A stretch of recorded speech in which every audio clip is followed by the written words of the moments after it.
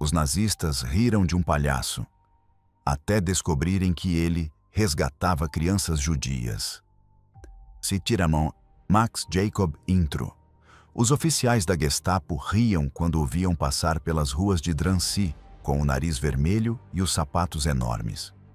Um palhaço judeu que entretinha as crianças no campo de concentração, completamente inofensivo, pensavam eles, completamente ridículo. Um velho ator que tinha perdido a cabeça e acreditava que podia alegrar o inferno com truques de mágica e malabarismo. O que eles nunca souberam, o que o aparelho de segurança nazista nunca descobriu, era que aquele palhaço que lhes parecia tão patético estava orquestrando a operação de resgate mais audaciosa que Drancy já tinha visto.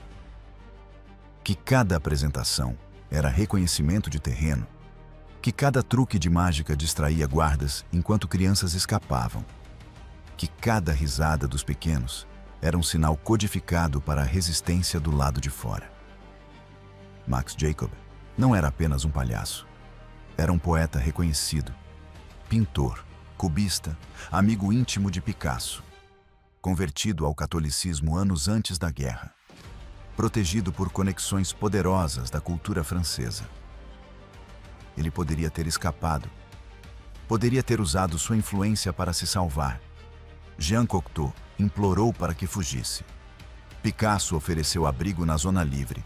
O Vaticano teria lhe dado santuário se ele pedisse. Mas Max escolheu ficar em Drancy. Escolheu colocar o nariz vermelho. Escolheu virar bobo da corte para os nazistas enquanto salvava crianças judias uma a uma. Porque tinha entendido algo que os alemães nunca compreenderam. Que o riso pode ser uma arma. Que a aparente loucura pode ser a lucidez mais nítida. Que um palhaço pode ser o guerreiro mais perigoso de um campo de concentração. Esta é a história de como um poeta de 68 anos virou palhaço em tempo integral. De como a arte se transformou em resistência. De como o riso derrotou temporariamente o terror. De como um homem que os nazistas consideravam velho demais e louco demais para ser ameaça mostrou a eles que haviam subestimado completamente o poder da atuação, da distração, da esperança fabricada no meio do horror absoluto. Capítulo 1. O poeta que escolheu ser judeu. Max Jacob nasceu em 12 de julho de 1876, em Quimper, na Bretanha, numa família judaica que vivia havia gerações na França. Seu pai era alfaiate e antiquário, um homem respeitável que esperava que Max seguisse uma carreira convencional, advogado talvez, ou um comerciante bem-sucedido. Mas Max, desde criança, mostrava inclinações completamente diferentes. Ele era fascinado pelas palavras, pela forma como podiam dobrar-se e torcer-se para criar significados múltiplos, pela maneira como um poema podia dizer uma coisa na superfície e algo completamente distinto por baixo. Passava horas escrevendo em cadernos que escondia do pai, porque sabia que poesia não era uma profissão séria. Aos 18 anos, mudou-se para Paris, oficialmente para estudar, mas na verdade para mergulhar no mundo artístico que explodia na cidade. Era 1894 e Paris fervia com movimentos novos, ideias radicais, artistas destruindo todas as regras da arte clássica para construir algo inteiramente novo. Max se instalou em Montmartre, o bairro boêmio, onde viviam artistas pobres, poetas famintos, pintores revolucionários. Alugou um quarto minúsculo num prédio caindo aos pedaços, mas cheio de criatividade em cada andar. Conheceu todo o mundo importante. Guillaume Apollinaire, que se tornaria seu melhor amigo e rival literário. André Salmon, Marie Laurencin. Mas a amizade que mudou sua vida foi com um jovem pintor espanhol que acabara de chegar a Paris com 19 anos e um talento selvagem, Pablo Picasso. Max e Picasso ficaram inseparáveis em 1901. Max tinha 25 anos e Picasso 20. mas compartilhavam a visão de que a arte precisava romper completamente com o passado. Reuniam-se em cafés baratos, discutiam até o amanhecer sobre poesia e pintura. Max apresentava a Picasso os segredos do idioma francês e da cultura parisiense. Picasso mostrava a Max novas formas de ver o mundo visual. Max posava para Picasso o tempo todo. Existem dezenas de retratos de Max Jacob feitos por Picasso em diferentes estilos, enquanto o pintor espanhol evoluía do período azul para o período rosa e, por fim, para o cubismo. Max virou o modelo favorito de Picasso, porque conseguia ficar imóvel por horas enquanto conversavam sobre filosofia e arte. Mas Max também estava desenvolvendo sua própria voz poética. Publicou sua primeira coletânea importante, Le Cornet à Des, em 1917. Poesia em prosa que misturava o sagrado com o absurdo, o místico com o mundano. Críticos ficaram desconcertados, mas outros poetas reconheceram imediatamente que Max estava fazendo algo revolucionário com a língua francesa. O que ninguém no círculo artístico esperava foi a conversão de Max ao catolicismo em 1915. Foi uma transformação profunda e genuína. Max descreveu uma visão de Cristo aparecendo em seu quarto em Montmartre, uma experiência mística que mudou completamente sua perspectiva de vida. Seus amigos artistas acharam que era uma fase ou uma performance. Picasso, em especial, era cético porque Max sempre fora performático em tudo. Mas Max estava completamente sério. Foi batizado tendo Picasso como padrinho, embora Picasso não acreditasse em nada disso. Começou a assistir à missa diariamente. Estudou teologia católica com a mesma intensidade com que estudara poesia. A conversão causou ruptura com sua família judia. Seu pai deixou de falar com ele por anos. Sua mãe chorou como se Max tivesse morrido. A comunidade judaica de Quimper o via como traidor. Mas Max insistia que não estava rejeitando seu judaísmo, e sim acrescentando uma camada adicional à sua identidade. Sou um judeu que encontrou Cristo, explicava. Não vejo contradição, porque Cristo era judeu. Essa identidade híbrida o marcaria pelo resto da vida e, eventualmente, o condenaria quando os nazistas decidissem que a conversão religiosa não mudava o sangue judeu. Durante os anos 20 e 30, Max viveu entre Paris e Saint-Benoît-sur-Loire, uma pequena cidade onde se instalou perto de uma abadia beneditina. Dividia o tempo entre a vida contemplativa e religiosa no campo e as orgias artísticas e intelectuais em Paris. Publicava poesia regularmente. Pintava quadros que misturavam elementos cubistas com misticismo cristão. Era uma figura reconhecida e respeitada nos círculos culturais franceses. Quando a guerra chegou em 1939, Max tinha 63 anos. Idade em que a maioria pensa em um retiro tranquilo. Mas Max continuava vivendo com intensidade total, escrevendo, pintando, rezando. Seus amigos lhe suplicaram que deixasse a França quando os nazistas invadiram em 1940. Picasso, já na Zona Livre, ofereceu abrigo. Jean Cocteau, com conexões com o governo de Vichy, prometeu proteção. O Vaticano teria lhe dado asilo se ele pedisse, porque era um convertido católico com publicações religiosas respeitadas. Mas Max ficou em Saint-Benoît-sur-Loire, em parte por teimosia de homem velho que não queria abandonar seu lar, em parte por fé de que sua conversão ao catolicismo o protegeria, em parte porque não conseguia acreditar que a França deportaria cidadãos franceses que tinham contribuído para a cultura nacional. Foi um otimismo fatal. As leis antijudaicas de Vichy começaram em 1940 e pioraram progressivamente. Em 1941, Max estava registrado como judeu independentemente de sua conversão. em 1942, estava sujeito a todas as restrições nazistas. Os nazistas não reconheciam conversões. A identidade judaica era racial na ideologia deles, não religiosa. Ter um avô judeu fazia de Max um judeu, não importava quantas missas frequentasse. Em 24 de fevereiro de 1944, a Gestapo prendeu Max Jacob em Saint-Benoît-sur-Loire. Tiraram-no da abadia onde ele rezava. Algemaram-no diante de monges horrorizados que protestavam que Max era um católico devoto. Os oficiais alemães riram. "Vocês franceses são tão ingênuos", disseram. "Este judeu enganou vocês com seu teatro religioso. Mas nós conhecemos a verdade do sangue." Max foi levado para Drancy, o campo de trânsito nos arredores de Paris, onde judeus franceses eram concentrados antes da deportação para Auschwitz.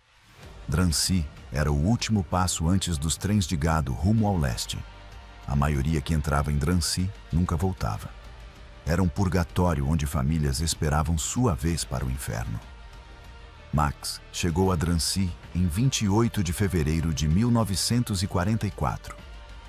Tinha 67 anos, saúde frágil, sofria de bronquite crônica e problemas cardíacos. As condições em Drancy eram brutais até para jovens saudáveis. Para um homem idoso e doente, era uma sentença de morte lenta. Mas Max não chegou a Drancy como uma vítima derrotada. Chegou como um poeta que entendia o poder da performance, como um artista que sabia que a percepção podia ser manipulada, como um judeu católico que tinha vivido a vida inteira no cruzamento de identidades contraditórias e aprendera a navegar espaços impossíveis. Chegou a Drancy com um plano que nem ele compreendia totalmente ainda, mas que começaria a se formar nos primeiros dias quando viu as crianças no campo e entendeu que precisava fazer algo além de rezar. Capítulo 2. O inferno de Drancy não era um campo de extermínio como Auschwitz, mas era sua antessala, um complexo de prédios de apartamentos de concreto construído nos anos 1930 como um projeto de habitação social que nunca foi concluído. Os nazistas o transformaram em campo de trânsito em 1941. E em 1944, ele já tinha processado dezenas de milhares de judeus franceses rumo ao leste. Os prédios formavam um grande U em torno de um pátio central de terra. Cercas de arame farpado rodeavam todo o perímetro. Torres de vigilância nos cantos com guardas armados apontando para dentro, não para fora. Porque a ameaça não era invasão externa, e sim fuga interna. A arquitetura em si era feita para desumanizar. Concreto cinza sem ornamento, janelas pequenas deixando entrar pouca luz, espaços desenhados para armazenar pessoas como gado. Quando Max chegou em fevereiro de 1944, Drancy abrigava cerca de 1.500 prisioneiros em qualquer momento. O número oscilava porque toda semana chegavam novos detidos e toda semana partiam trens para Auschwitz. Era um sistema de fluxo contínuo, desenhado para processar judeus com eficiência. As condições eram deliberadamente cruéis. Quartos feitos para 4 pessoas abrigavam 20. Colchões eram trapos recheados de palha que viravam ninhos de piolhos e pulgas. As latrinas eram buracos no chão que transbordavam com frequência. A comida era uma sopa rala de vegetais podres e pão preto, que era meio serragem. Rações calculadas para manter os prisioneiros vivos, mas sempre famintos e fracos. Max foi colocado num quarto no 3º andar, com outros 18 homens, a maioria bem mais jovem. Comerciantes presos, profissionais capturados, trabalhadores pegos em batidas, todos esperando a deportação que sabiam significar morte.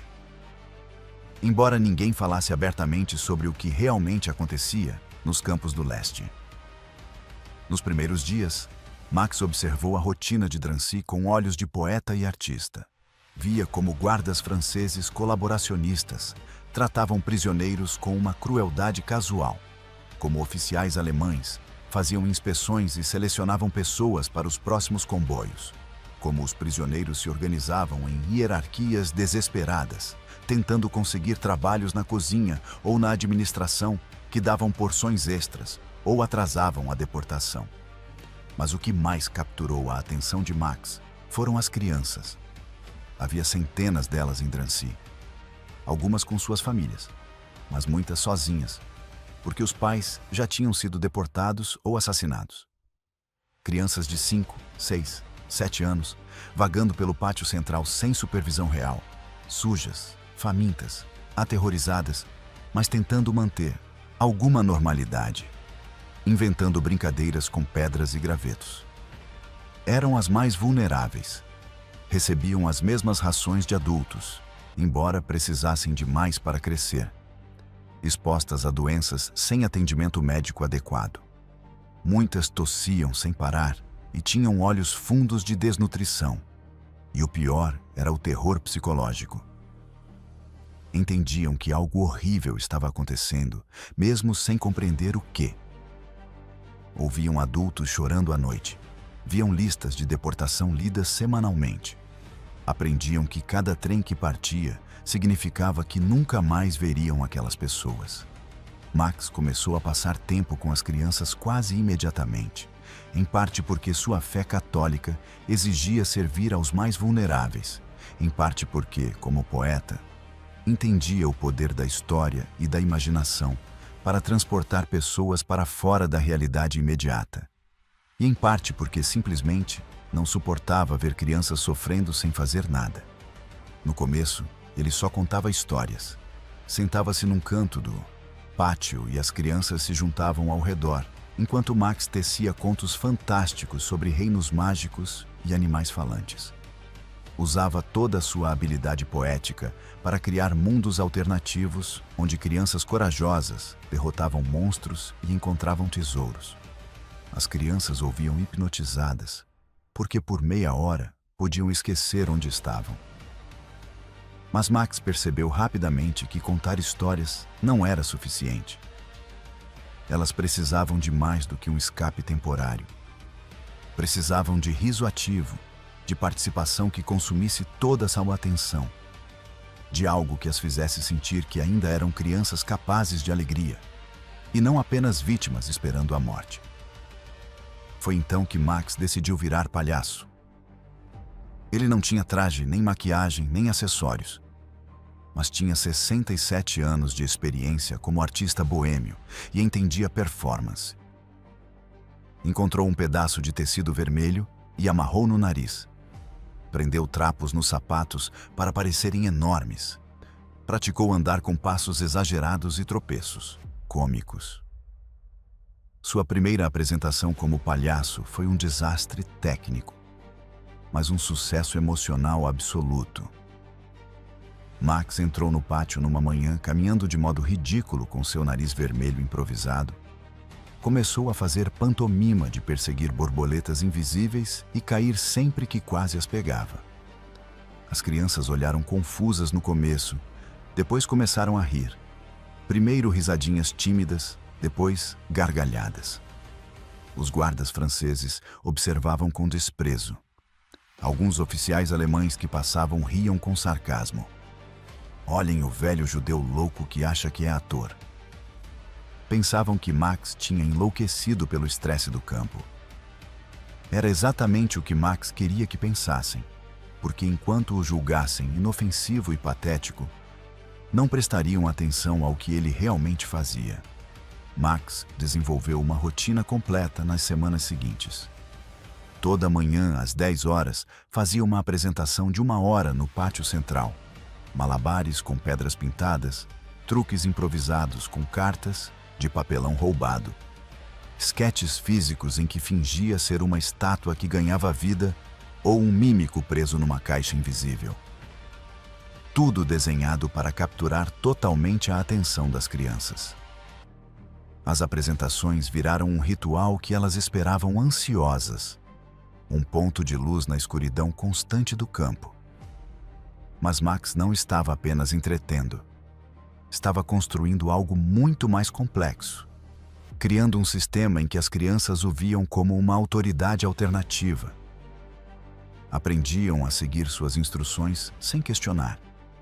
Se acostumavam a obedecer seus sinais. E isso seria crucial quando ele começasse a usar os shows para algo além de entretenimento. Capítulo 3. A rede de resistência. O que Max descobriu nas primeiras semanas em Drancy foi que o campo não era uma fortaleza impenetrável. Havia fissuras no sistema que pessoas astutas podiam explorar. A primeira fissura: os guardas franceses que administravam Drancy sob supervisão alemã eram menos ideologicamente comprometidos com o extermínio de judeus do que os próprios nazistas. Alguns eram antissemitas convictos, mas muitos eram apenas homens que aceitaram um emprego durante a ocupação e agora estavam presos em posições moralmente repugnantes. Max identificou vários guardas que mostravam sinais de desconforto. Homens que evitavam encarar as crianças, que se moviam mais devagar do que o necessário durante as contagens, que às vezes deixavam pacotes de comida sem vigiar para que prisioneiros pudessem roubá-los. Não eram heróis, mas também não eram monstros. Eram homens presos em um sistema horrível e, ocasionalmente, tentando pequenas formas de aliviar a culpa. Max começou a cultivar relações com esses guardas, usando exatamente as habilidades que desenvolveu em décadas navegando o mundo artístico de Paris. Sabia ler pessoas, encontrar o que elas precisavam emocionalmente, fazê-las sentir que participavam de algo nobre em vez de algo terrível. Havia um guarda jovem chamado Henri, que tinha sido professor antes da guerra. Max o pegou observando as apresentações com uma expressão melancólica. Aproximou-se e puxou conversa casual sobre educação infantil e a importância de preservar a inocência, mesmo em circunstâncias difíceis. Henri respondeu defensivo no começo, mas acabou admitindo que odiava ver crianças no campo. Durante semanas, Max cultivou uma amizade cautelosa com Henri.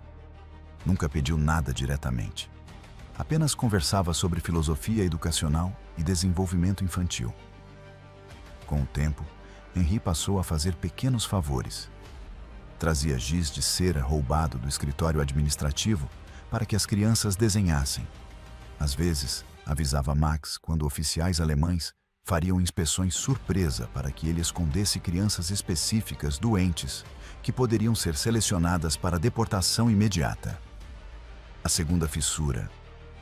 Drancy não estava completamente isolado do mundo exterior. Havia trabalhadores civis franceses que entravam diariamente para manutenção e entrega de suprimentos. Havia mensageiros trazendo documentos da administração de Vichy. Havia até visitas ocasionais da Cruz Vermelha, embora os relatórios fossem censurados. Todos eram pontos potenciais de contato com a resistência do lado de fora. Max usou sua fama como poeta e artista para estabelecer conexões. Quando trabalhadores entravam no campo, ele mencionava casualmente que era amigo de Picasso e Cocteau. Alguns conheciam sua obra literária. Ao reconhecê-lo, Max construía confiança rápido e depois pedia pequenos favores. Leve esta mensagem para este endereço. Mencione meu nome a tal pessoa. Eram atos microscópicos de resistência, mas criavam linhas de comunicação. A conexão mais importante que Max estabeleceu foi com uma integrante da resistência francesa que trabalhava como enfermeira na enfermaria de Drancy. Chamava-se Simone e fazia parte de uma rede clandestina que tentava tirar crianças judias do campo. A rede era pequena e operava com recursos mínimos, mas tinha conexão com famílias francesas cristãs dispostas a esconder crianças e com falsificadores capazes de produzir documentos falsos. Simone desconfiou de Max no início Ele era novo e poderia ser um informante da Gestapo. Às vezes, os nazistas colocavam prisioneiros colaboradores em Drancy para identificar atividades clandestinas. Mas Max foi ganhando sua confiança ao mostrar que entendia os riscos e estava disposto a ajudar, custasse o que custasse. Sua idade era uma vantagem, porque parecia improvável que um homem de 67 anos doente fosse um agente infiltrado. Simone explicou o sistema existente de fuga. Às vezes, quando havia transferência de crianças doentes para um hospital externo, a resistência interceptava o transporte e as crianças desapareciam numa rede de casas seguras. Mas oportunidades eram raras, porque os alemães restringiram transferências médicas depois de descobrirem vários escapes. Só transferiam crianças, em risco imediato de morte. E mesmo assim, com aprovação de múltiplos oficiais, Max propôs uma ideia diferente: usar a rotina diária do campo para criar oportunidades que não dependessem de eventos excepcionais, especificamente usar seus shows de palhaço como distração para tirar crianças durante o caos da troca de turno dos guardas. O plano parecia absurdo, mas Max observava o campo meticulosamente e tinha identificado janelas. Toda a tarde, às 17 horas, havia troca de guarda. Por 15 a 20 minutos, havia confusão enquanto os guardas do dia passavam relatórios aos da noite. Faziam contagens, listavam problemas do dia. Nesse período, a vigilância do pátio era mínima, porque os guardas estavam concentrados na transferência de responsabilidade. Max teorizou que, se criasse uma distração grande o bastante, poderia mover crianças até posições perto do perímetro, onde poderiam ser recolhidas por contatos externos. Simone era cética, mas desesperada. A deportação acelerava na primavera de 1944. Os alemães sabiam que perdiam a guerra e queriam completar a solução final, antes que fosse tarde. Precisavam de qualquer estratégia que salvasse ao menos algumas crianças. Max começou a modificar as apresentações para servir de reconhecimento. Durante as atuações, movia as crianças gradualmente para diferentes posições. Fazia círculos e filas em várias partes do pátio, fingindo que era parte do show. Os guardas viam como entretenimento inofensivo. Mas Max mapeava onde as crianças podiam ficar sem chamar a atenção das torres. Identificava ângulos mortos, cantos sem linha de visão. Ao mesmo tempo, Simone criava contatos com trabalhadores de manutenção que entravam todo fim de tarde para recolher lixo e fazer reparos. Alguns eram da resistência. Outros podiam ser convencidos com dinheiro ou apelo à consciência. O plano era que esses trabalhadores trouxessem roupas civis extras em caminhões de lixo e, durante a distração de Max, crianças selecionadas se trocariam rapidamente e sairiam misturadas com os trabalhadores. Era arriscado além do imaginável. Exigia coordenação perfeita de fatores imprevisíveis. Mas Max insistia. A impossibilidade aparente era a melhor proteção. Os nazistas nunca esperariam uma fuga tão elaborada debaixo do nariz deles, ainda mais orquestrada por um palhaço idoso que parecia ter perdido a cabeça. A audácia era o disfarce. Capítulo 4. A primeira fuga. A primeira operação foi marcada para 15 de março de 1944. Selecionaram duas meninas, irmãs de 7 e 9 anos, chamadas Rachel e Sarah. A mãe fora deportada na semana anterior e o pai morrera numa batida em 1942. As meninas estavam completamente sozinhas e programadas para o próximo comboio a Auschwitz, que partiria em 3 dias. Max passou a semana inteira preparando-as, sem parecer preparação. Durante os shows, chamava as duas como voluntárias em truques.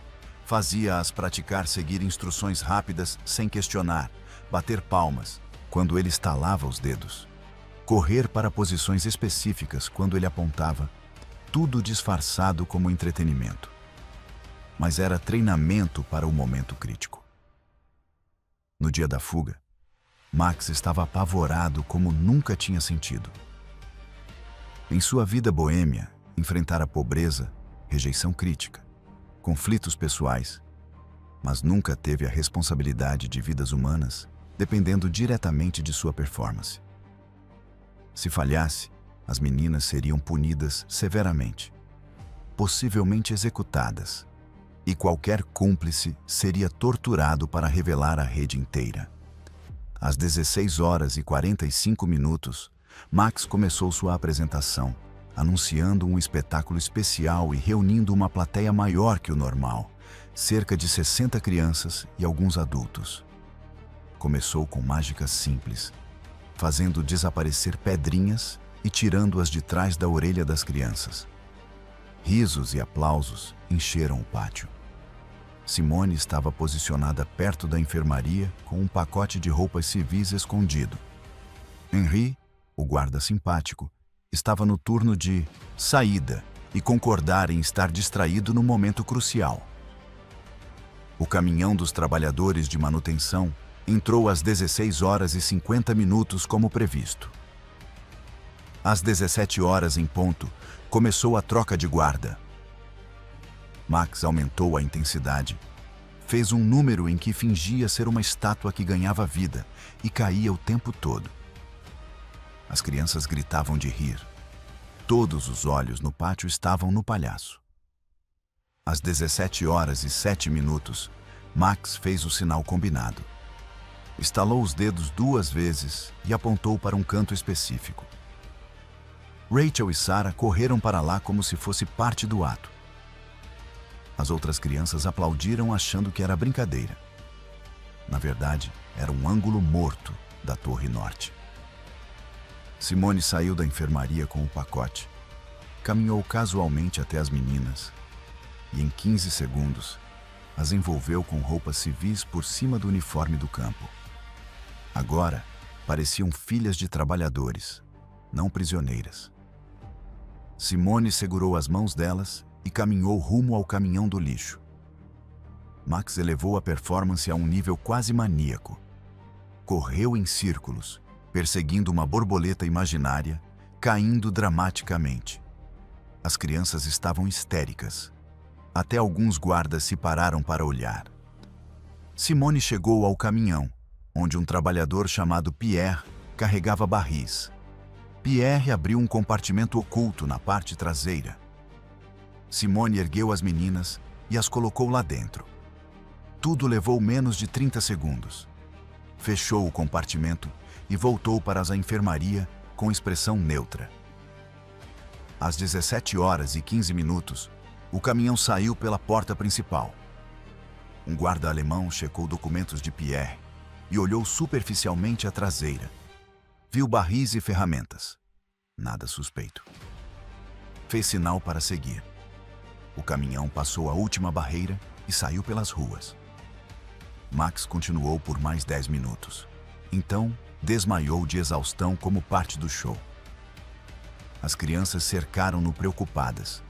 Ele se levantou fazendo reverências, aplausos, sucesso total de entretenimento. Só naquela noite, durante a contagem, os guardas descobriram que Rachel e Sarah haviam sumido. Alarmes, confinamento total. Todos os prisioneiros foram forçados a formar no pátio durante 3 horas no frio de março. Oficiais alemães furiosos exigiam explicações. Interrogavam guardas franceses, revisavam registros, interrogavam prisioneiros ao acaso. Mas ninguém tinha visto nada. As crianças nem sabiam que as irmãs haviam fugido, achavam que era parte do show. Adultos não envolvidos também não notaram. Max foi interrogado porque estava no pátio. O oficial gritou em francês truncado, perguntando se ele tinha visto as meninas. Max respondeu com confusão genuína de velho, atuando ainda mais senil, gaguejando sobre o show e como as crianças se moviam tanto que era impossível rastrear indivíduos. O oficial o descartou como inútil, velho demais e claramente afetado mentalmente. A investigação durou dias e não achou nada. Os alemães concluíram que as meninas escaparam durante a confusão da troca de guarda. Nunca ligaram à apresentação de palhaço, que consideravam patética. Enquanto isso, Rachel e Sarah foram levadas por Pierre para uma casa segura em Paris. Uma família cristã as escondeu no sótão. Depois, receberam documentos falsos e foram transferidas para o interior, vivendo o resto da guerra como órfãs católicas evacuadas. Sobreviveram e, após a libertação, reencontraram um tio escondido na Zona Livre. Cresceram, tiveram famílias. Nunca esqueceram o palhaço idoso que as salvou com truques e riso. Capítulo 5. A escalada das operações. O sucesso da primeira fuga deu confiança a Max e Simone para expandir. Mas eles sabiam que não podiam repetir o mesmo método muitas vezes. Ou os guardas perceberiam padrões. Precisavam variar enquanto mantinham o princípio central: usar as apresentações como distração e treinamento. Entre março e abril de 1944, criaram variações. Às vezes, escondiam crianças em caminhões de lixo. Outras vezes, as disfarçavam como filhos de trabalhadores civis e as tiravam caminhando durante horários de entrada e saída. Ocasionalmente, usavam transferências médicas reais, mas aumentadas, com crianças extras fingindo doença com a ajuda de Simone. Max desenvolveu 5 shows diferentes para alternar, cada um com propósito. O de mágica treinava crianças a seguir instruções rápidas. O de mímica era ideal para mover grandes grupos pelo pátio, sem levantar suspeita. O acrobático, em que fingia dar cambalhotas e sempre falhava, criava caos visual, confundindo guardas sobre quem estava onde. Mas cada fuga era um risco exponencial. Cada criança retirada aumentava a chance de algo dar errado. Um guarda atento notar anomalia, uma criança apavorada fazer barulho, um civil perder a coragem, alguém confessar sob pressão. Max calculava uma chance de sucesso de 70% por tentativa, o que significava que, matematicamente, em algum momento falhariam, e quando falhassem, todos seriam executados. Apesar do risco, continuaram, porque a alternativa era pior. Toda semana trens iam de Drancy para Auschwitz. Toda semana dezenas de crianças eram enfiadas em vagões. Todos sabiam que era morte, embora os nazistas sustentassem a farsa de realocação. Salvar 5 crianças por mês era 5 vidas que não virariam cinzas. A rede também cresceu. Henri recrutou mais 2 guardas moralmente conflitados. Pierre conectou Simone a outros resistentes. Criaram um sistema para mover as crianças por uma cadeia de casas seguras até a Zona Livre, ou até a fronteira suíça. Max virou uma figura cada vez mais conhecida em Drancy. As crianças o amavam, os adultos o respeitavam por manter a moral. Os guardas franceses o viam como o velho inofensivo que mantinha os pequenos ocupados.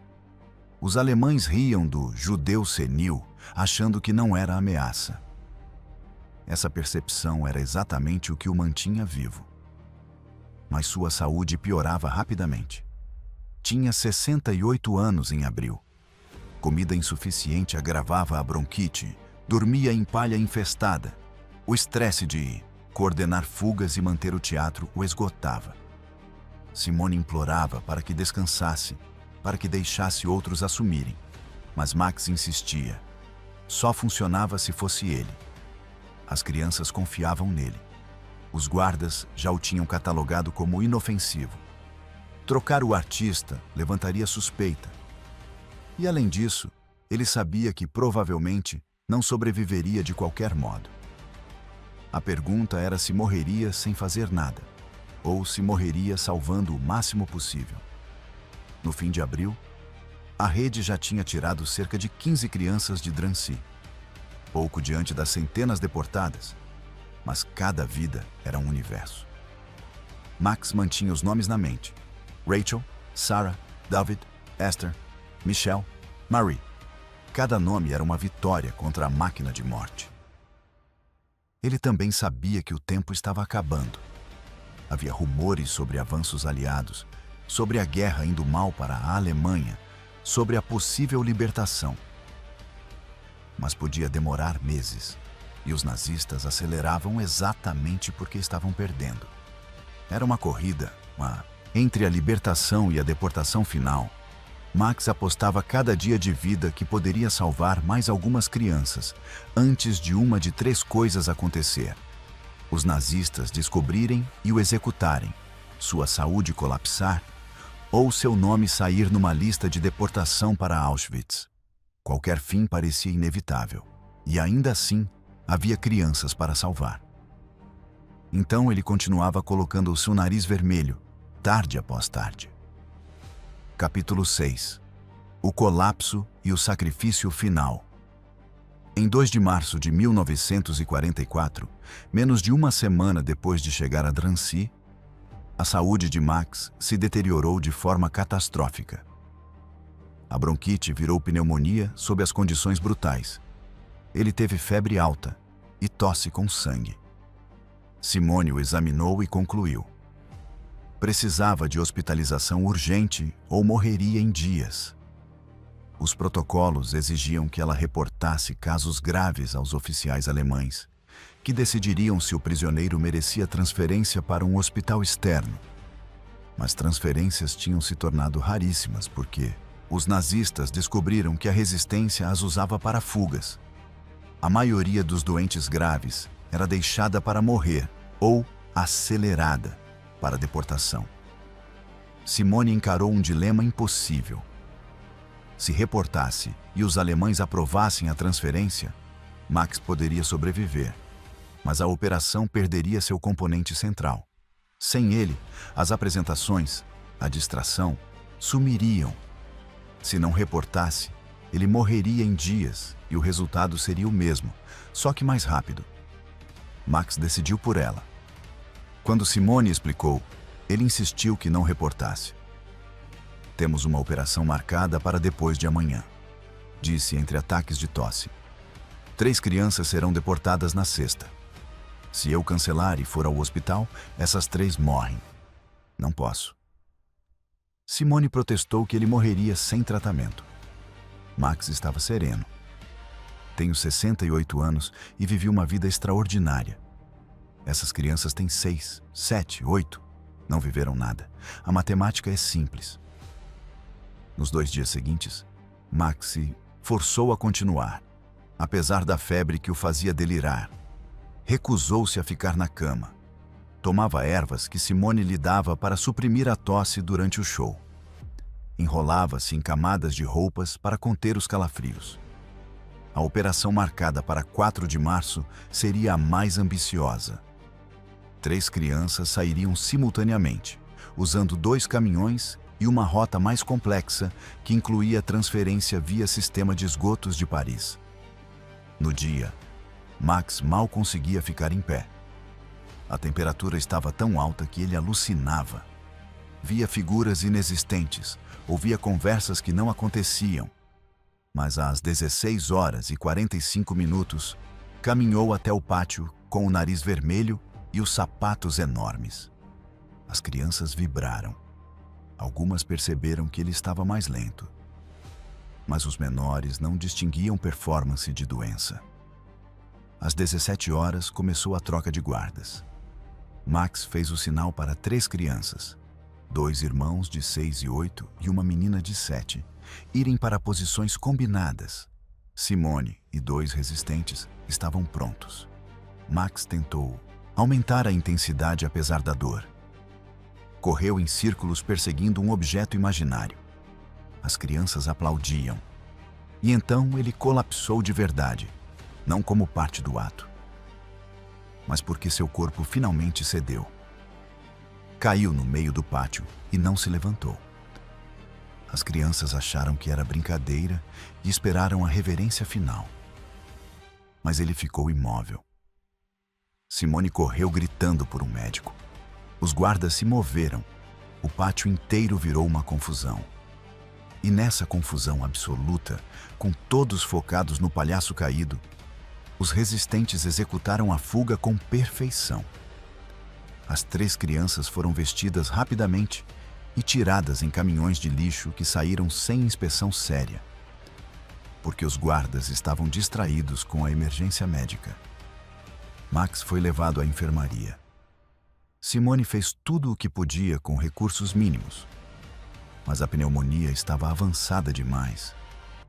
Ele entrou e saiu da consciência por horas. Nos momentos lúcidos, perguntava pelas crianças. Simone confirmou que as 3 tinham escapado. Max sorriu fraco. Então valeu a pena. Max Jacob morreu na enfermaria de Drancy em 5 de março de 1944, oficialmente de pneumonia e complicações ligadas à desnutrição e à insalubridade do campo. Seu corpo foi cremado sem cerimônia, como mandava o protocolo para prisioneiros judeus. Suas cinzas nunca voltaram à família. Nunca foram marcadas. As crianças não entenderam de imediato. Algumas acharam que ele só estava doente e voltaria. Outras foram percebendo, sem compreender a permanência da morte. O que entenderam era que a luz que Max trouxera se apagou. E Drancy ficou mais frio sem seus shows. Simone e a rede continuaram depois, mas sem o palhaço como distração central, tiveram de criar métodos menos eficazes e mais arriscados. Conseguiram salvar outras crianças nas semanas seguintes, mas em ritmo menor. No total, estima-se que Max tenha facilitado diretamente a fuga de cerca de 20 a 25 crianças durante seu tempo em Drancy, um número pequeno diante dos milhares deportados. Mas cada uma dessas crianças viveu porque um poeta de 68 anos decidiu virar palhaço e usar as últimas semanas de vida criando distrações que salvavam vidas. Capítulo 7. O legado do palhaço. A morte de Max em Drancy passou despercebida em março de 1944. Era apenas mais um judeu morto num campo de trânsito. Os nazistas nem registraram corretamente seu nome. Para o aparelho de extermínio, Max era estatística, não pessoa. Mas fora de Drancy, a ausência dele foi notada por figuras culturais centrais da França. Jean Cocteau tentava desesperadamente conseguir sua libertação via conexões com Vichy e oficiais alemães simpáticos à arte. Quando soube da morte, escreveu em seu diário que a França perdera um de seus maiores poetas para a barbárie. Picasso, vivendo em Paris ocupado, devastou-se. Ele e Max eram amigos havia mais de 40 anos. Max estivera presente no nascimento do cubismo, posara para retratos importantes. Após a guerra, quando Paris foi libertada em agosto de 1944, Cocteau e Picasso tentaram reconstruir o que aconteceu.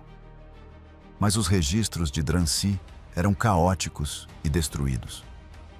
Confirmaram que Max morreu de pneumonia em 5 de março, mas não descobriram de imediato o papel dele no resgate, porque a resistência manteve silêncio para proteger sobreviventes e cúmplices. Foi apenas nas décadas de 1950 e 1960, quando sobreviventes começaram a falar, que o papel de Max como palhaço salvador emergiu.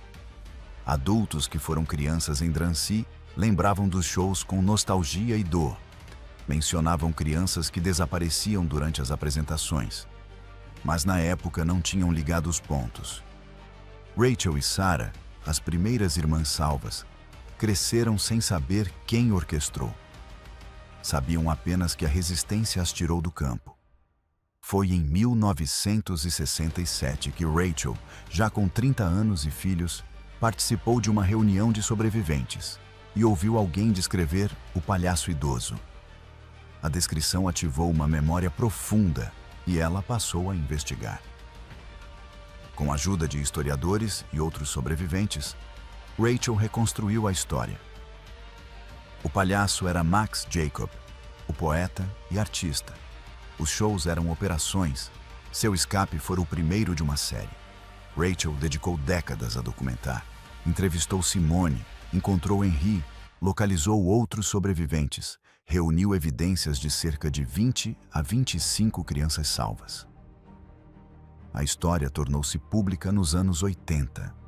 Entrou em estudos sobre resistência em campos. O governo francês reconheceu póstumamente. Uma placa foi colocada em Saint-Benoît-sur-Loire. Museus incluíram o caso em exposições sobre formas de resistência. A história também gerou debates. Alguns diziam que Max poderia ter salvo mais vidas se tivesse fugido antes. Outros afirmavam que justamente por ficar quando podia ir, seu sacrifício adquiriu um sentido moral que transcendia números, e que a imagem do poeta famoso virando palhaço para salvar crianças em um campo era um símbolo poderoso. As crianças salvas viveram vidas completas. Rachel virou professora e teve 3 filhos e 7 netos. Sarah virou enfermeira e teve 2 filhos. Outros viraram engenheiro, arquiteto. Cada um gerou famílias e futuros. Estudos demográficos sugerem que 20 a 25 crianças salvas geraram hoje 80 a 100 descendentes diretos. Pessoas que existem porque um poeta idoso decidiu que fazer crianças rirem e criar distrações valia mais do que preservar a própria saúde. O caso também toca uma questão maior. O que é heroísmo num genocídio? Os heróis tradicionais do Holocausto são figuras como Oskar Schindler ou Raoul Wallenberg, que salvaram centenas ou dezenas de milhares. Perto deles, 20 a 25 parece pouco, mas historiadores argumentam que avaliar resistência só por números ignora contexto. Max não tinha recursos nem posição. Era um prisioneiro idoso e doente, com quase nada. Salvar qualquer criança ali já é extraordinário. Salvar mais de 20 mantendo uma fachada de palhaço senil que os nazistas desprezavam é prova de criatividade e coragem. A história de Max mostra uma resistência diferente da armada ou da sabotagem industrial. Ele lutou com performance, manipulando percepção e criando possibilidades dentro de um sistema desenhado para esmagar toda possibilidade. Sua arma era o riso. Sua estratégia era fazer os guardas vê-lo como inofensivo, enquanto ele comandava fugas debaixo do nariz deles. E seu legado é um lembrete de que a resistência assume muitas formas. E muitas vezes, as mais eficazes são as que o poder não consegue compreender. Hoje, a história do palhaço de Drancy é contada em escolas francesas como exemplo de resistência criativa. A imagem do poeta famoso virando palhaço captura a imaginação de um jeito que estatísticas não capturam. Torna o Holocausto pessoal, específico. Torna o heroísmo acessível, não reservado apenas a figuras gigantes. Sobreviventes transmitiram a memória a filhos e netos. Rachel, já idosa, dá palestras em escolas e todo 5 de março viaja a Saint-Benoît-sur-Loire e coloca flores na placa. Leva os netos para entender o homem que tornou possível a existência deles. Conta sobre o palhaço que fazia truques enquanto salvava vidas. E a pergunta que sempre lhe fazem é: por que Max ficou quando podia fugir? Rachel não tem resposta definitiva, mas oferece sua teoria. Max era poeta e artista que acreditava que arte e beleza tinham valor fundamental. Ao se converter, não abandonou isso. Aprofundou. Passou a ver arte como amor ativo, serviço aos vulneráveis. Quando chegou a Drancy e viu crianças sofrendo, sua reação instintiva foi criar beleza e alegria. Mas logo entendeu que beleza temporária não bastava. A arte tinha que servir ao propósito urgente de salvar vidas. A decisão de virar palhaço foi brilhante, porque unia tudo o que ele era. Poeta que entendia narrativa e atuação, artista visual que criava ilusões, católico que acreditava em sacrifício judeu que entendia o risco total do genocídio.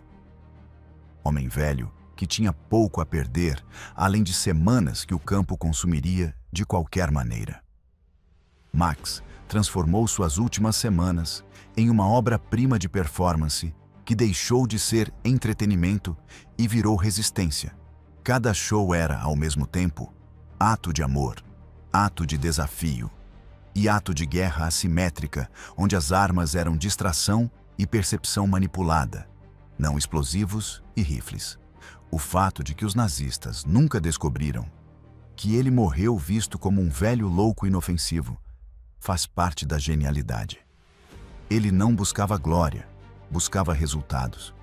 Crianças fora do campo. Sua métrica não era aplauso, era crianças desaparecendo para casas seguras. E quando visitamos museus e vemos números e fotos e depoimentos do horror industrial, histórias como a de Max lembram outra dimensão. Mesmo num sistema desenhado para exterminar a humanidade, indivíduos encontraram maneiras de resistir, preservar dignidade, salvar vidas.